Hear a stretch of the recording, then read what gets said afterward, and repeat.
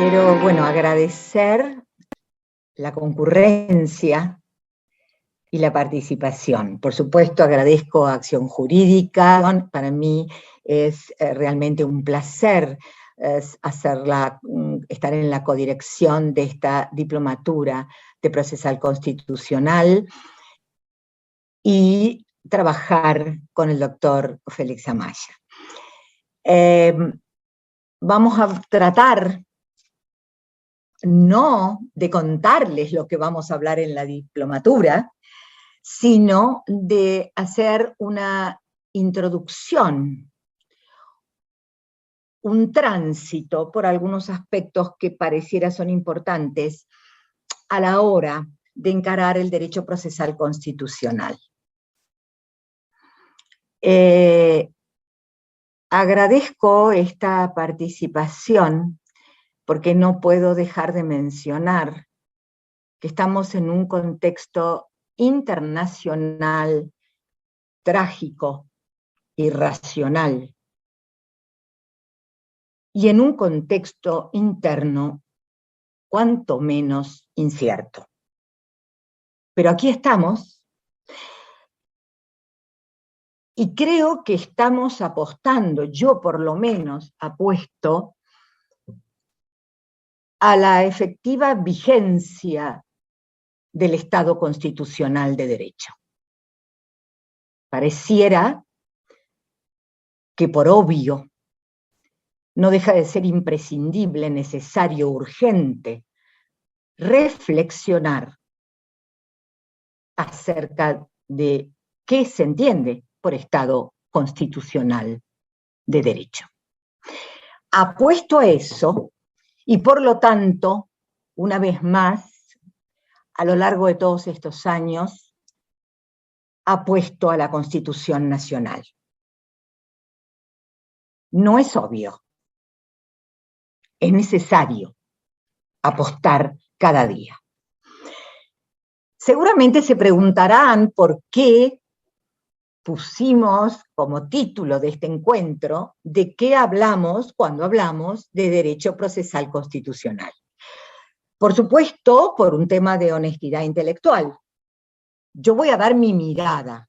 Por supuesto que la idea es reflexionar, disentir, discutir, pero necesito explicarles a ustedes desde dónde parto. ¿Qué me llama la atención o qué debería llamarnos la atención? Que en materia doctrinaria o teórica, ustedes habrán notado que hablamos del derecho procesal constitucional como una rama autónoma, del derecho procesal constitucional y del derecho constitucional procesal. Hablamos de combinaciones mixtas.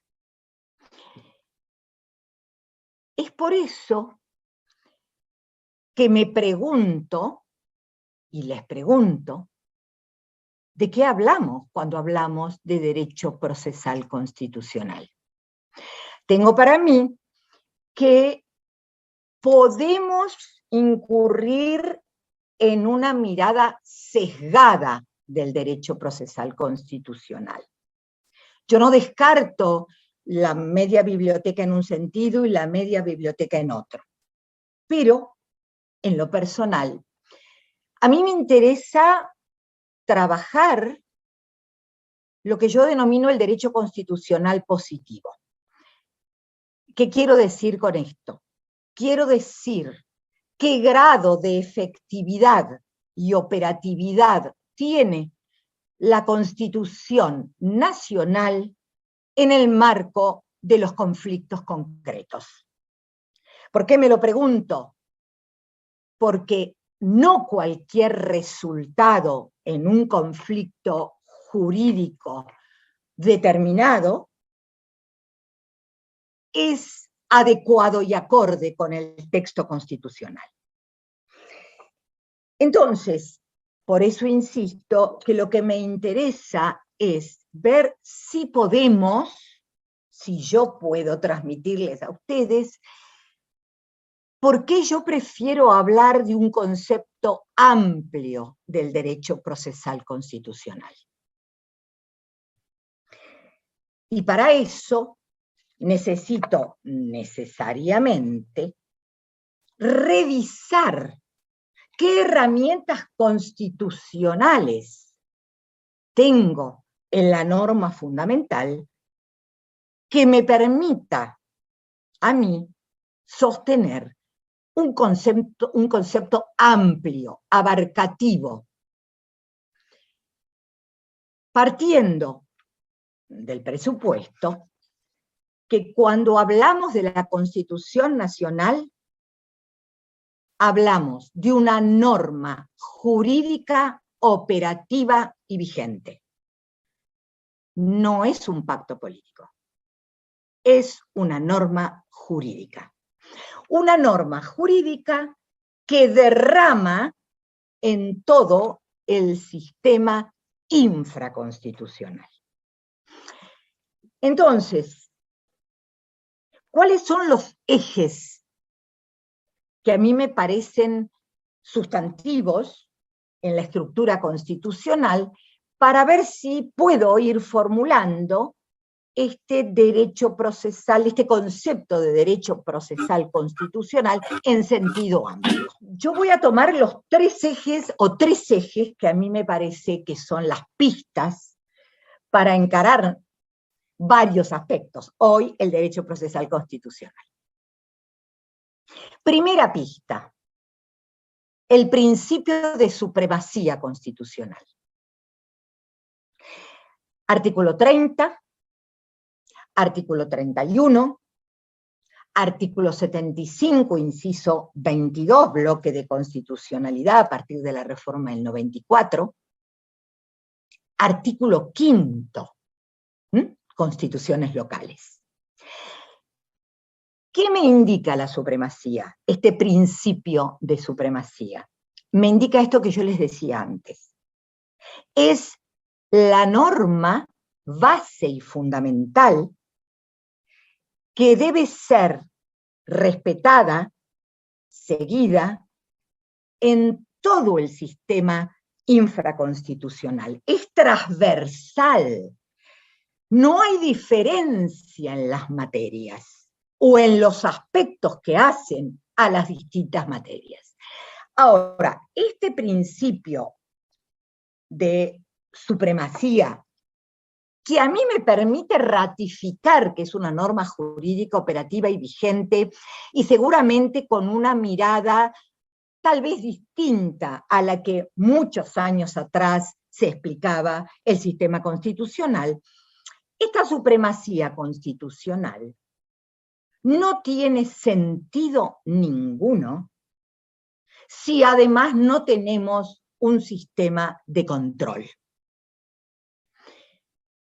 Ese sistema de control que el sistema argentino adopta es lo que nosotros denominamos el control difuso de constitucionalidad. Yo simplemente lo estoy enunciando, luego hay una serie, por eso digo, de aspectos que se verán cada vez que tratemos alguno de los aspectos específicos o especiales del procesal constitucional. Pero ese control de constitucionalidad es difuso. Esto es, abarca, obliga, exige a todos los poderes del Estado, no solamente a los órganos jurisdiccionales. Repito, es lo que dice Ferrajoli, o sea, es el paraguas constitucional que obliga a los órganos del Estado en el marco de la división de poderes que hemos adoptado. Nos puede gustar o no gustar, podemos estar a favor o en contra, pero la Constitución argentina tiene un sistema democrático republicano que tiene reglas, principios y valores. Y si no estamos de acuerdo con él, la solución no es violarlo, sino en el mejor de los casos cambiarlo. mediante el procedimiento especial que fija la propia Constitución. Entonces decía, supremacía y control de constitucionalidad. Ese control es difuso, obliga a todos los órganos del Estado. ¿Qué quiero decir cuando hablo de obliga? Quiero decir que los tres poderes del Estado, cada vez que toman una decisión política o una decisión en el marco de sus competencias, deberían adecuar esa toma de decisión en su contenido sustantivo a la directriz constitucional. Yo sé que ustedes me van a decir que esto no parece ser la realidad en el sistema jurídico político argentino. Pero no se puede cambiar la realidad si primero no tenemos claro cuáles son las reglas de juego del sistema en el que estamos conviviendo.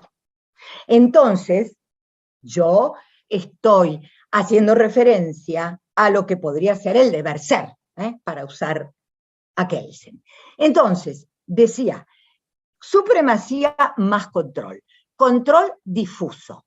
En el ámbito jurisdiccional, esto significa que todas las instancias judiciales, nacionales y o locales, tienen la obligación, el deber de verificar, de confrontar el resultado en un caso concreto con el mandato constitucional. Después podemos avanzar o aclararlo. Este control difuso de la Constitución Nacional, aceptado,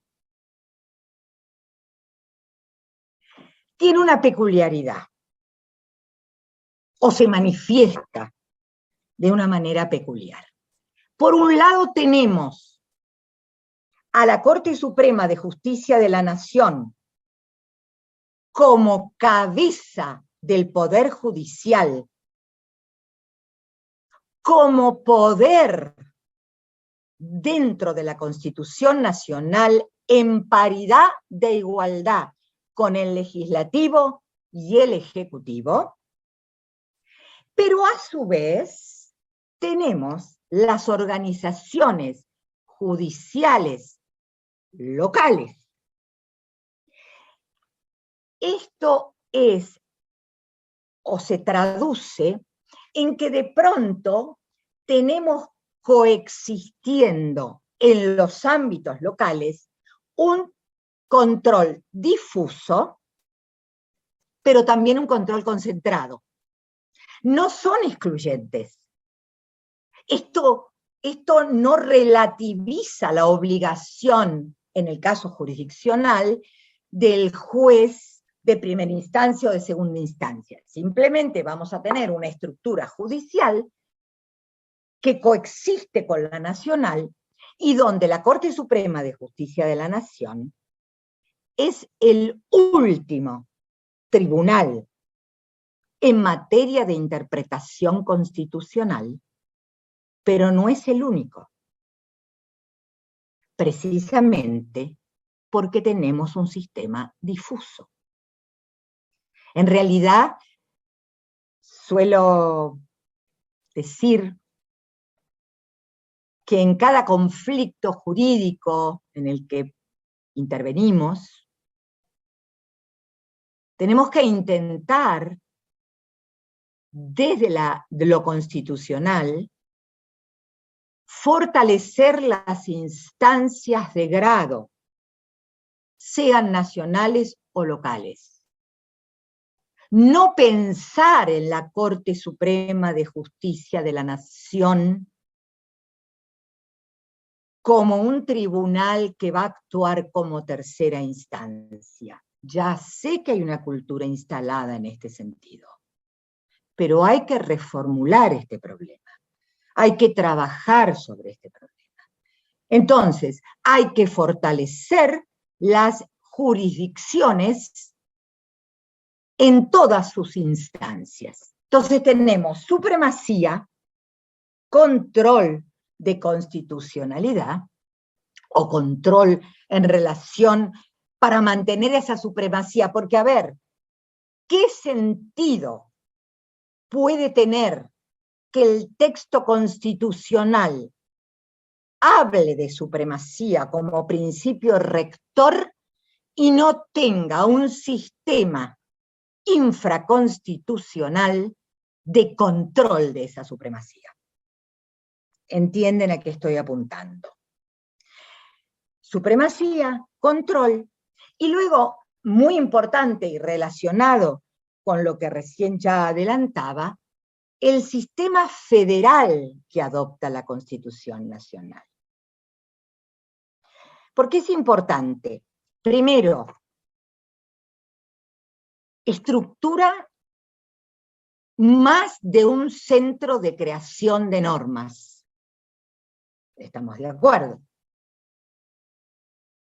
Es una distribución territorial de competencias. Coexisten. Ahora, ¿de qué manera coexisten? Coexisten, y acá volvemos al principio de supremacía, bajo los lineamientos del artículo 5º de la Constitución Nacional. Y por supuesto, a partir de la reforma del 94, en el 75, inciso 22, tomando como ejemplo el Pacto de San José de Costa Rica, con las disposiciones que se refieren a la responsabilidad de los estados partes en los sistemas federales. Entonces, este sistema federal, que no es copia del sistema federal de los Estados Unidos, es un sistema federal distinto. Yo no digo que sea ni bueno, ni mejor, ni es distinto. ¿Por qué? Porque lo establece el propio 75, inciso 12. Fíjense que los códigos de fondo son facultad del Poder Legislativo Central, mientras que los códigos procesales son facultad de las jurisdicciones locales. Ahora, insisto, pero seguimos necesariamente dentro de la estructura constitucional nacional, donde coexiste la Constitución Nacional, las constituciones locales, infraconstitucionalmente los códigos de fondo, y en cada jurisdicción, como atribución propia y exclusiva, los códigos procesales.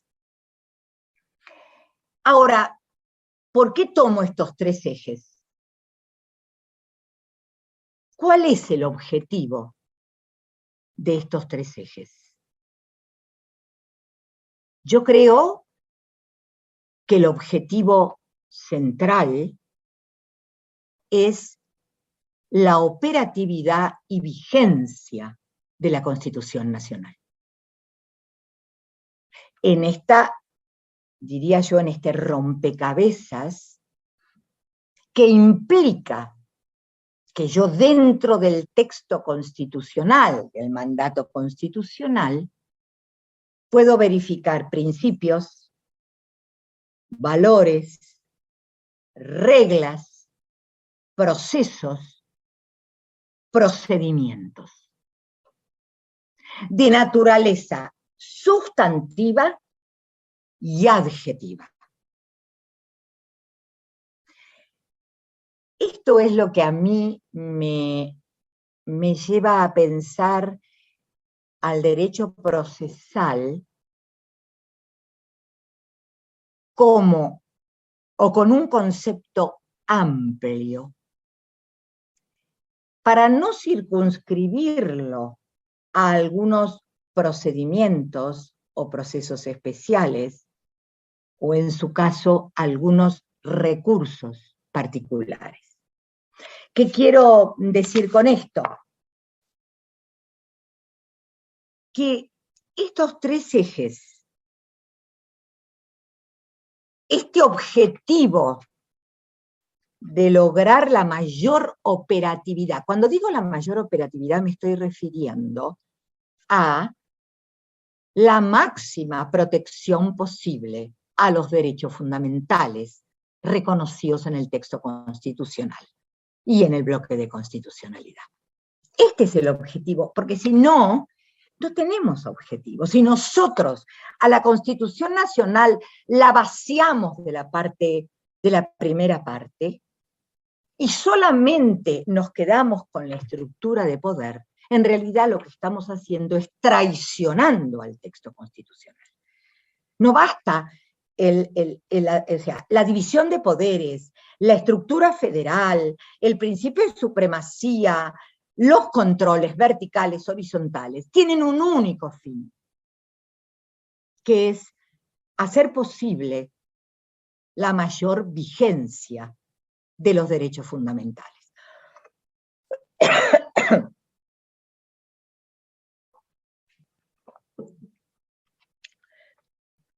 Entonces, el derecho procesal constitucional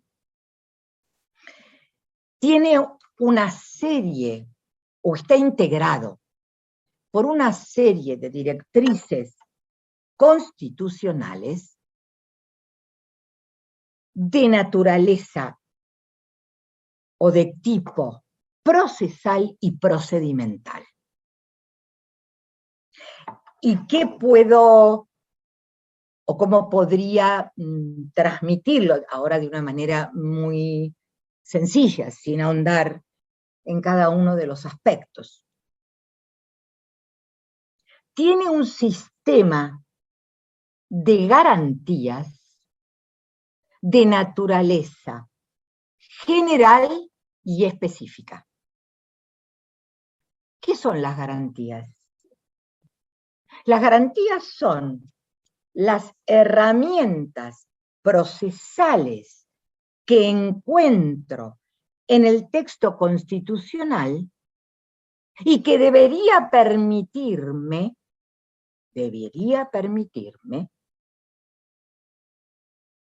minimizar la desviación cuando tengo un conflicto pretensión que afecta a derechos fundamentales. Voy a hacer un paréntesis aquí antes de seguir con el segundo aspecto. Estamos en sistema de garantías generales y especiales. Un paréntesis.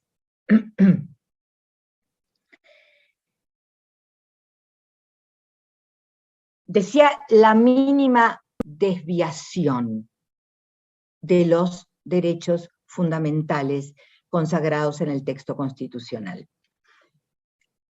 Los derechos fundamentales son los que están positivados, esto es, a eso llamamos derechos fundamentales, y si nosotros comparamos el texto constitucional con los tratados incorporados con jerarquía constitucional en el 75, inciso 22, vamos a ver de alguna manera un mayor desarrollo, por ejemplo, en el Pacto de San José de Costa Rica, pero que el texto constitucional argentino es muy rico en el reconocimiento de derechos. Baste señalar que en el texto original, y es el texto histórico original, el reconocimiento a los derechos no enumerados. Entonces, esto quiere decir que esto está en este sistema constitucional. Estas garantías son instrumentos para proteger los derechos. Todos los derechos. Basta un conflicto de pretensiones, si ustedes no quieren hablar de conflicto de derechos, porque hay una parte de la doctrina, sobre todo lo que hace filosofía del derecho, que no le gusta hablar de conflictos de derecho, pero conflicto de pretensiones, necesariamente tenemos que ir a las herramientas constitucionales que nos van a permitir revisar qué hay, qué nos ofrece la Constitución Nacional en su sistema de garantías para trasladarlas a un conflicto que aparece infraconstitucional. Para que no haya malos entendidos.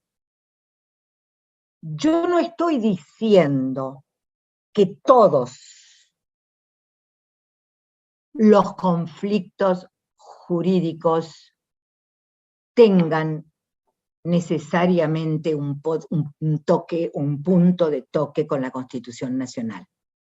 Pero sí, y esto basta que revisemos, seguramente hagamos trabajo de campo, todos los conflictos trascendentes de pretensiones o de derechos o de principios, porque esa es la clave hoy de la interpretación, tienen un punto de toque con la Constitución Nacional. Podemos hacer un estudio de campo y ver de qué manera derrama estas herramientas constitucionales en los procesos comunes, en los aspectos procesales ordinarios que verificamos en los distintos códigos procesales. Entonces tenemos este sistema de garantías generales y especiales que nos van a obligar a tenerlas presente como estas herramientas para conducir el conflicto. Tenemos los procesos constitucionales especiales que fueron explicitados por la reforma del 94, amparo, habeas corpus, acción colectiva, acción declarativa de inconstitucionalidad, pero no solo esto integra el constitucional procesal o el procesal constitucional. La peculiaridad que tienen estos procesos especiales es el tipo de conflicto, la naturaleza del derecho, las reglas de celeridad que se puede requerir frente a urgencias determinadas. Entonces, sistema de garantías general, procesos constitucionales especiales,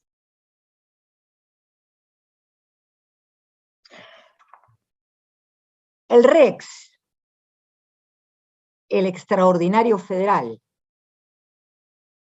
que tengo que ligarlo al problema de supremacía, pero el recurso extraordinario federal es un instrumento procesal. ¿Qué quiero decir con esto? Que hay que cumplir una serie de requisitos. ¿Para qué? Para instar la apelación extraordinaria de la Corte en su carácter y condición de última intérprete del texto constitucional. Pero es un recurso procesal. Es una norma adjetiva que es transversal a todos los conflictos, en tanto y en cuanto, ¿cuál sería la clave cuando tengo que necesariamente instar esta competencia extraordinaria por apelación? La clave es cómo argumenté la cuestión constitucional.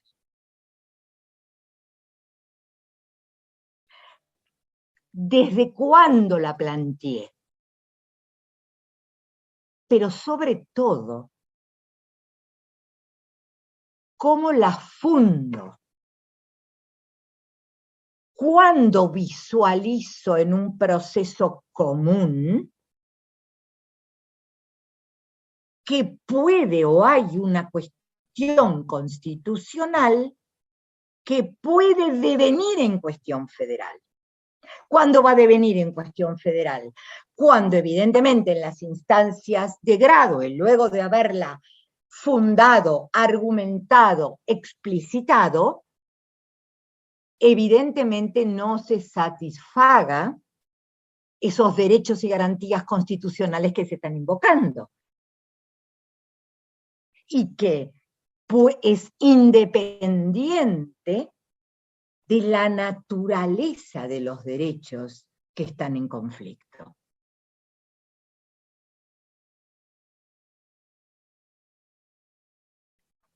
una observación. Ustedes saben que la Corte Suprema de Justicia de la Nación, algunos ya me lo debe haber escuchado decir, pero a mí me parece que es gráfico, está siempre preparada para aplicar el 280. Esto es el rechazo del recurso. Y si ustedes me dijeran, bueno, hagamos una tarea de campo, una investigación de campo, para revisar dónde podría estar el mayor problema para las partes en habilitar esta instancia extraordinaria, lo que se puede verificar es que la dificultad central es el argumento constitucional. Cuidado que esto es un dato que hay que pensarlo, ¿no? Yo lo podría traducir en una pregunta, ¿estamos seguros que cuando estamos frente a un conflicto jurídico de pretensiones y de derechos, tenemos presente el contenido constitucional? ¿Tenemos presente las herramientas constitucionales de las que disponemos para discutirlo desde el origen del conflicto? Ha variado la mirada sobre esto, ¿eh? Esto aquello que es, hay que plantearla en la primera oportunidad, no. No. Hay que tenerlo presente cuando estamos frente al conflicto. Podremos llegar a la conclusión que no hay ninguna cuestión constitucional. ¿Me puede aparecer en el proceso? Sí, claro. Por eso decía el concepto amplio. Cuando yo hablo en materia procesal ordinaria, de plazo, de igualdad de las partes en el proceso, de acceso a la justicia, de tutela judicial efectiva, ¿lo estoy circunscribiendo a un proceso o procedimiento particular? No, no. Lo tengo que exigir en el proceso ordinario y común. Artículo 18 de la Constitución Nacional, que nació para el derecho penal y hoy es aplicable a todas las ramas del derecho. Proceso y procedimiento con la utilización de estas herramientas constitucionales que debo utilizar para salvaguardar el derecho. Debido proceso legal, adjetivo y sustantivo, principio de defensa en juicio. No es en una materia, no es respecto a un derecho determinado, es respecto a la vigencia efectiva de todos los derechos fundamentales. Entonces, repito, concepto amplio, voy a la Constitución Nacional. Busco herramientas. ¿Qué me exige la Constitución? Lo que yo llamaría un fenómeno interpretativo de normas constitucionales. ¿Qué quiero decir con esto? Quiero decir que tengo normas sustantivas, materiales, principios, valores, aspectos procesales que nacen de los principios constitucionales. La igualdad de las partes en el proceso tiene su origen en el artículo 16 de la Constitución Nacional. Entonces, por eso hablo, sistema de garantías generales y especiales. procesos constitucionales especiales, reglados en normas específicas y luego, en el mejor de los casos, reglamentados o no reglamentados infraconstitucionalmente. El recurso extraordinario federal como otro instrumento procesal creado en el Código Procesal Ordinario a los efectos de lograr instar la apelación extraordinaria de la Corte para que actúe, como último tribunal de derechos y garantías constitucionales.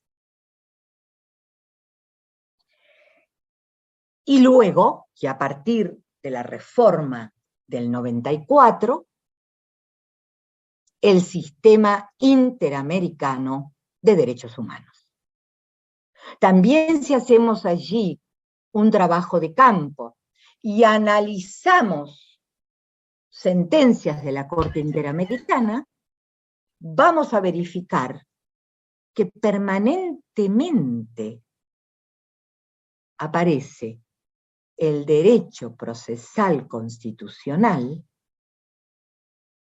cuyo origen es la Constitución Nacional de cada uno de los estados.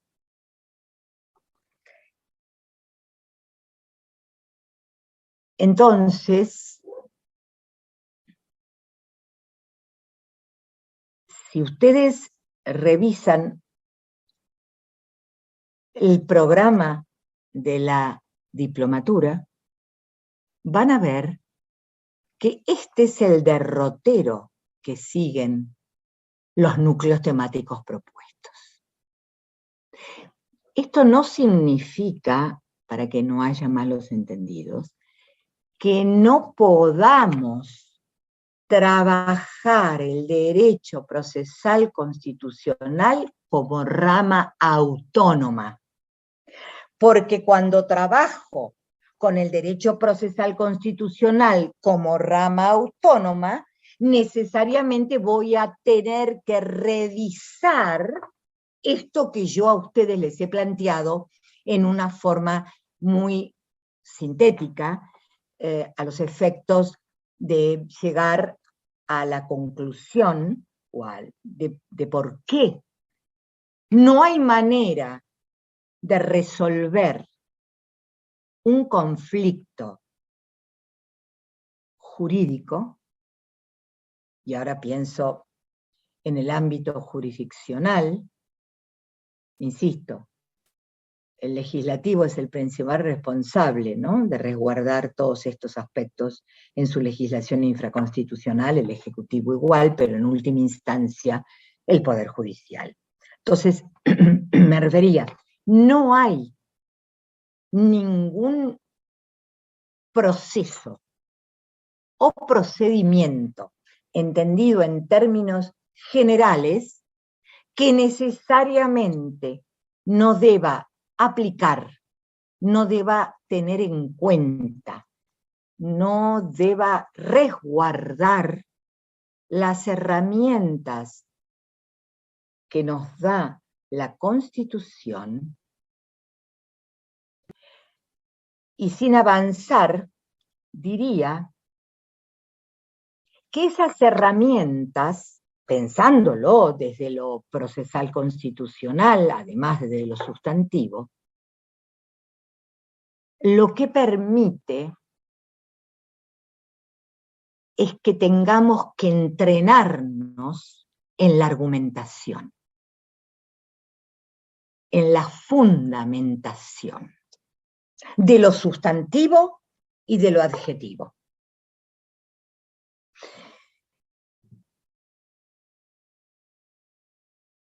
La Constitución Nacional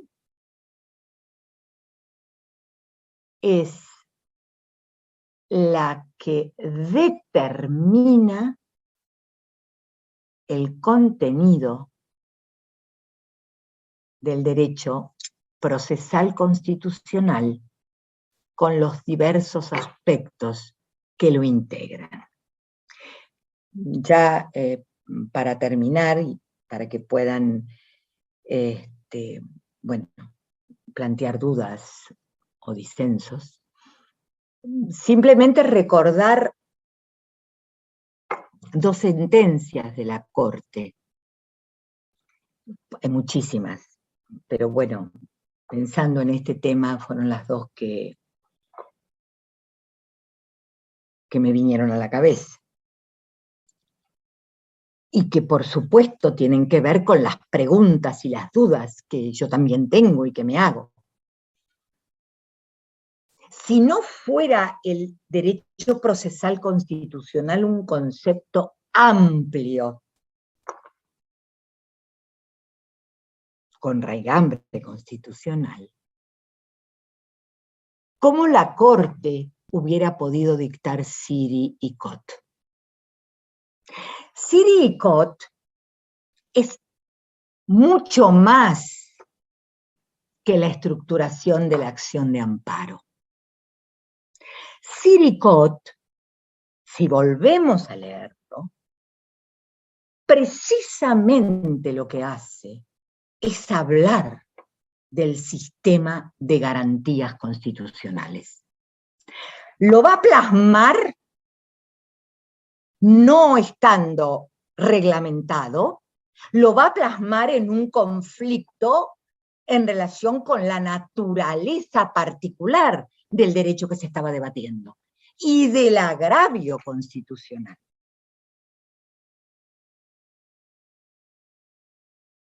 Pero hace esa argumentación a partir del texto constitucional. Otro de los fallos que es muy interesante releer es Aguirre y Diep,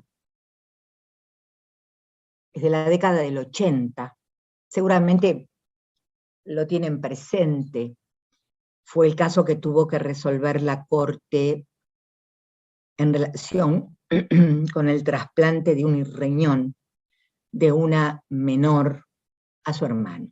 Yo no voy a hablar del caso, por supuesto, pero fíjense, en uno de los considerandos, en un tema muy difícil, en un tema que se le criticó después a la Corte, esto de está legislando,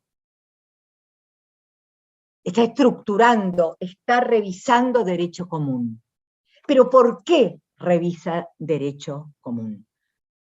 Está la respuesta en el fallo, podemos coincidir o no, pero ¿qué hizo para habilitar su interpretación?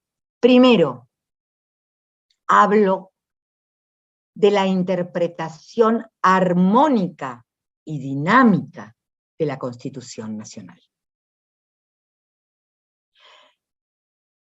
Por primera vez le dio valor operativo al preámbulo respecto del principio afianzar la justicia, no como estructura jurisdiccional, sino como resultado valioso o disvalioso al tiempo de resolver, de disponer en un caso concreto.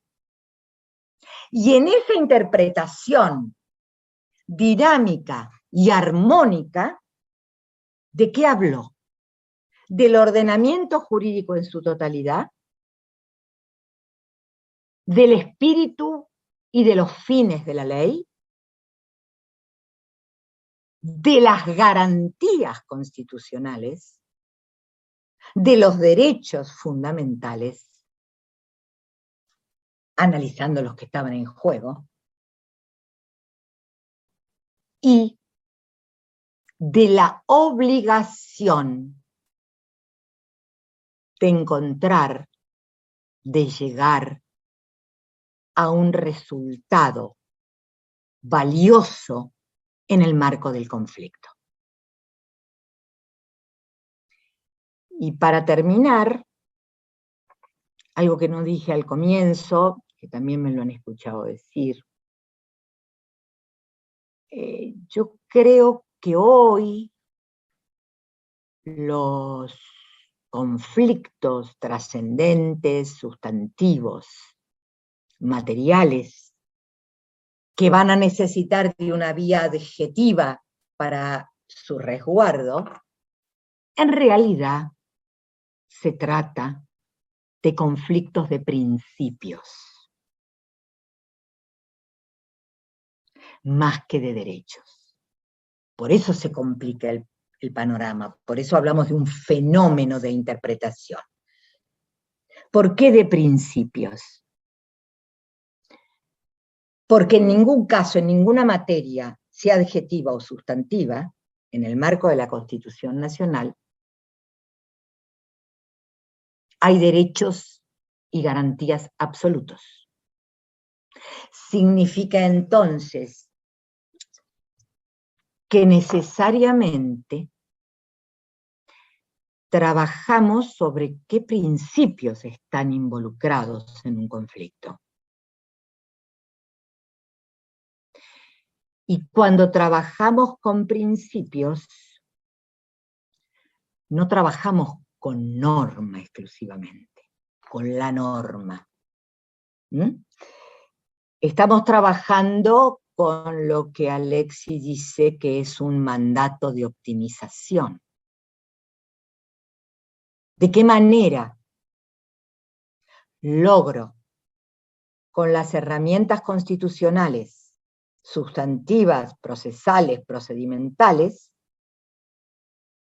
el mejor resultado posible en el marco jurídico en el que tengo que tomar la decisión? Les agradezco muchísimo la atención. Espero no haberlos confundido más. Solamente son pistas, pero me parece que es importante abrir el concepto de derecho procesal constitucional. Hay algún sector de la doctrina que ha enunciado que es derivación del derecho procesal. El derecho procesal es derivación, tiene que ser derivación de la Constitución Nacional. Y por eso podemos hablar, para trabajar un aspecto, de derecho procesal constitucional. Muchas gracias. Cuando hablaba de la cuestión federal o de la cuestión constitucional que se va a convertir en, o va a devenir en cuestión federal, por todo esto que les estaba señalando muy rápidamente, tengan presente que la Corte Suprema de Justicia de la Nación ha dicho expresamente que la mera reserva del caso federal no satisface lo necesario para instar la instancia extraordinaria de la Corte. Lo recalco porque los abogados lo siguen haciendo. Entonces, esto no. El recurso de queja es un instrumento procesal del derecho infraconstitucional que trata de asegurar la tutela efectiva de los principios y garantías constitucionales. ¿En qué sentido? ¿Me rechazaron el extraordinario federal? ¿Quién me lo rechazó?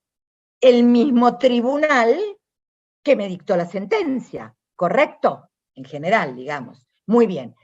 Entonces, ¿qué garantía? O sea, la garantía de la posibilidad de revisión intensa me lo da este recurso de queja que integra el derecho procesal constitucional para intentar que la Corte Suprema revise mi extraordinario federal.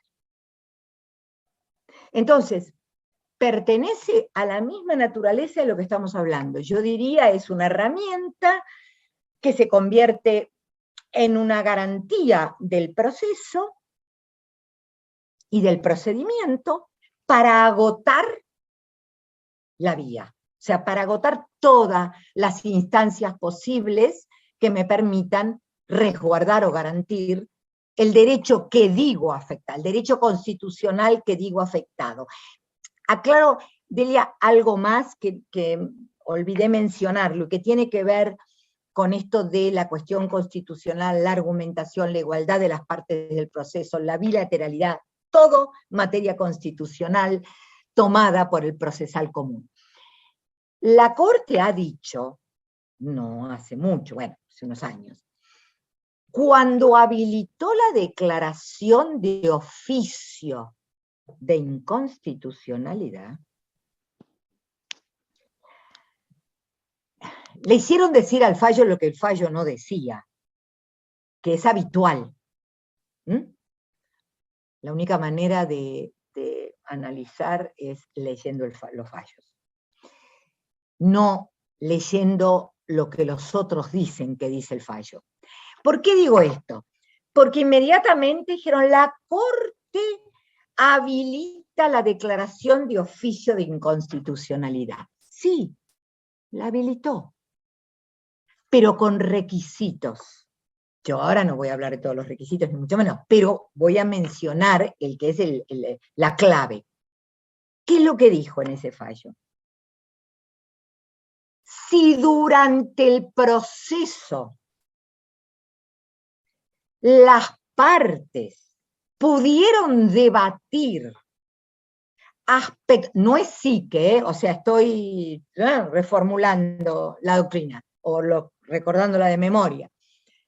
Si las partes durante el proceso debatieron aspectos del derecho común, en un tema laboral, una indemnización, del derecho común, y elaboraron argumentos tratando de decir de qué manera encontraban agraviado el derecho que pretendían invocar,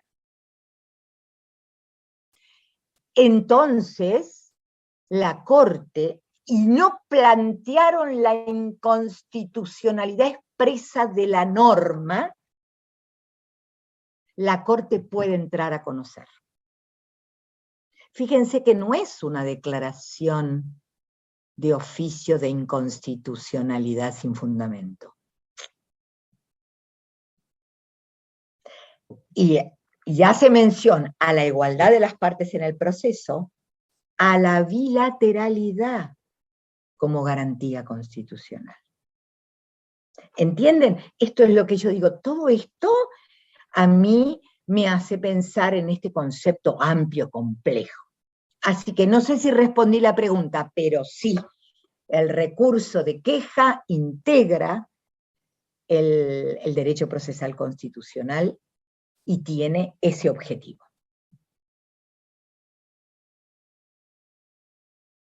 Hay biblioteca de los dos lados. La verdad es esa. Yo particularmente pienso que podría estructurarse un tribunal con jurisdicción concentrada. Sin embargo,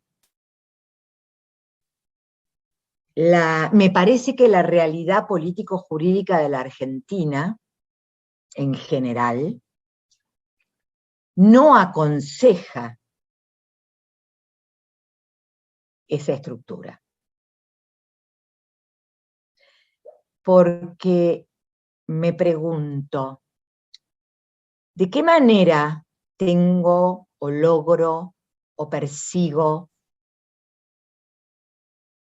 o qué mayor probabilidad tengo de mi resguardo constitucional con un sistema difuso o con un sistema concentrado? Cuando la estructura política del país tiende a la concentración, tiende a cuestionar en el siglo XXI la división de poderes. Todavía no se inventó nada mejor. Cuando se invente, vamos, que podemos reformar la Constitución. Darle a uno de los poderes del Estado una estructura de concentrado, supongamos que podemos armar algo con la propia Corte, a mí particularmente me parece peligroso. No sé si contesté la pregunta. Sí, perfecto. La otra pregunta es, ¿cómo se relaciona el control de constitucionalidad con el control de convencionalidad en la Argentina? Bien. Muy sintéticamente, porque esto hay un punto específico, por eso digo que si ustedes siguen las pistas que yo di, las trasladamos al programa de la diplomatura y ahí tenemos todo el desarrollo. En realidad, el control de constitucionalidad es el paso previo del control de convencionalidad. ¿Cómo voy a ver, cómo voy a defender, o cómo voy a hablar, o cómo voy a definir el control de convencionalidad en términos del 75, inciso 22, y particularmente del pacto, si previamente no tengo claro qué es el control de constitucionalidad? Hago esta aclaración porque a veces, por eso digo, parece que trabajamos con compartimentos estancos.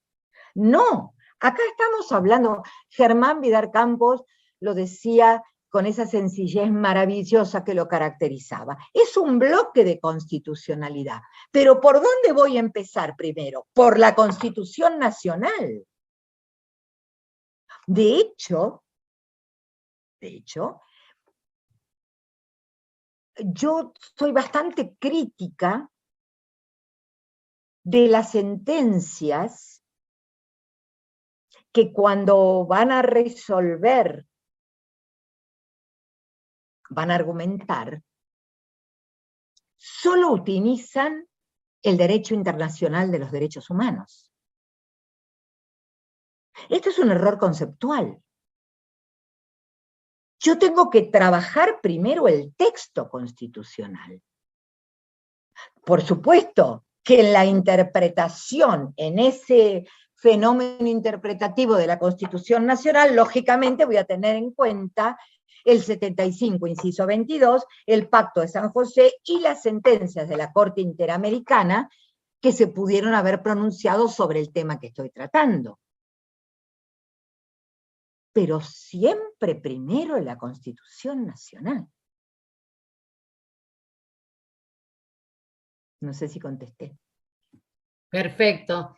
Y acá hacen una pregunta sobre si puede hacer referencia a la igualdad y acceso a la justicia del artículo 75, inciso 23 de la Constitución Nacional, en términos de la conferencia que dio usted en la Universidad de Bolonia. Ese es otro curso.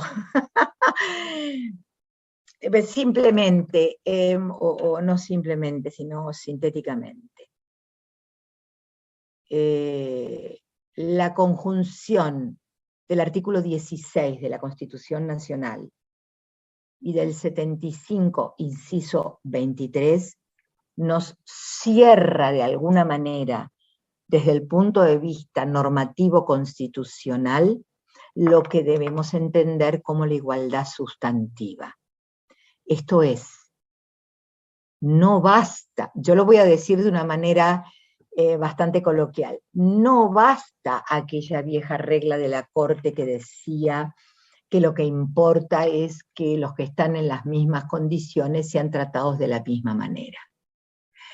Lo que importa es por qué el legislador eligió ese colectivo para aplicarle ese resultado.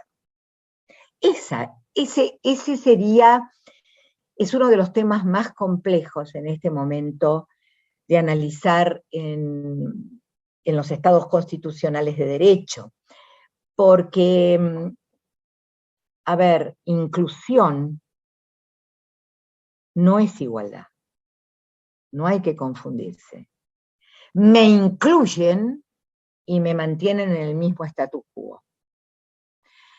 No. El artículo 75, inciso 23, completando el 16, perdón, recuerden que fija las acciones positivas, o sea, ya no solamente el Estado no debe interferir o no debe crear diferencias o discriminaciones arbitrarias, sino que debe legislar a los efectos de garantir la igualdad sustantiva. Este es un tema, bueno, yo voy a hablar del sistema nacional y federal, este es un tema que todavía a mí me parece que no está suficientemente elaborado, transitado, analizado. Esto tiene que ver con el desarrollo humano sostenible, tiene que ver con una serie de conceptos jurídicos indeterminados que tiene la Constitución, pero que son garantía de derechos a los que se ligan esas garantías. Entonces, necesariamente tenemos que reformular y trabajar el concepto de igualdad constitucional en los términos del 16 y del 75, inciso 23, no confundiendo la última parte del 75-23 cuando se refiere a los grupos tradicionalmente vulnerados. En este sentido, sin duda, ahí está el constituyente incentivando, más que incentivando, poniendo la obligación de la acción positiva. Pero, insisto, la cuestión es revisar, a lo mejor con esto, cuando trabajo igualdad, revisar el criterio de selección que está utilizando el legislador. Digo el legislador, supongamos que estamos con una norma infraconstitucional. El legislador, y cuáles fueron los objetivos, los fines para crear o enlazar a esa situación elegida un resultado determinado. Es complejo, es complejo. Y por supuesto, luego está la interpretación del Pacto de San José de Costa Rica y de aquello que deberíamos revisar en orden a, y la Corte lo ha dicho en algunos fallos donde trabaja igualdad, que aquel presupuesto del Pacto de San José de Costa Rica, que se refiere a la raza, al sexo, a la religión, al color de piel y demás, pareciera que lo que está disponiendo es que no puedo tomar esa sola variable o una de esas variables para legislar o tomar decisiones.